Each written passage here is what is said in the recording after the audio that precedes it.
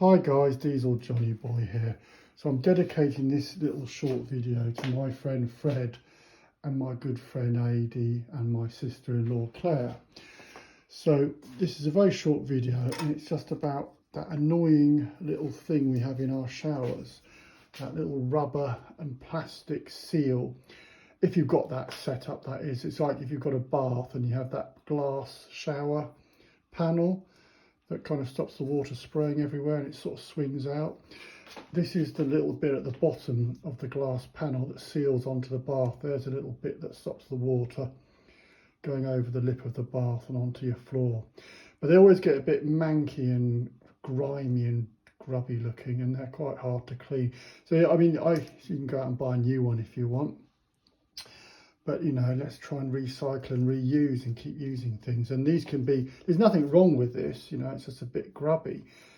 I've seen them a lot worse than this, and it can easily be cleaned with a little bleachy solution. But then it's hard, how are you going to soak that? So like people trying to get toothbrushes and scrub it, and that's not very good. But so I come up with a solution. It's pretty simple, really.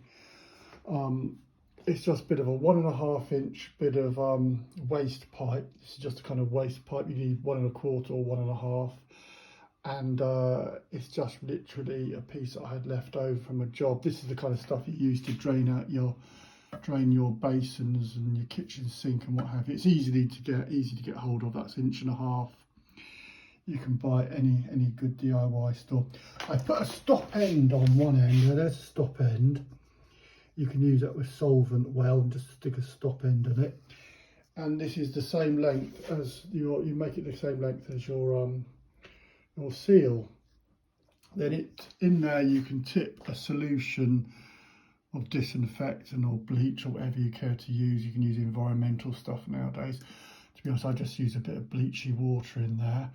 It's almost filled up to the top there.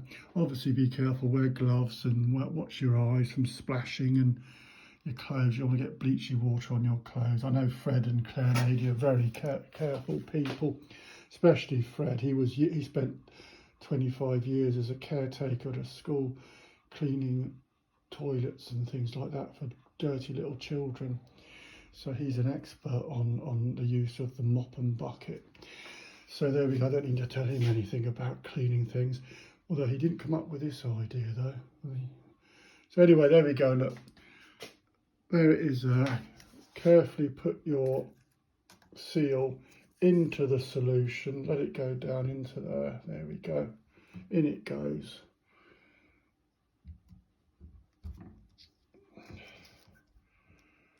There we go. That's it, it's gone all the way down now. And then you can just top it up. I've got that hanging on a little bit of wire so it won't fall over. You don't really want that falling over. It's over a sink as well, over the utility sink. Leave that in for a few hours, or depending on how soiled your one is. And yeah, it should come out nearly like brand new. And then you can put it back on.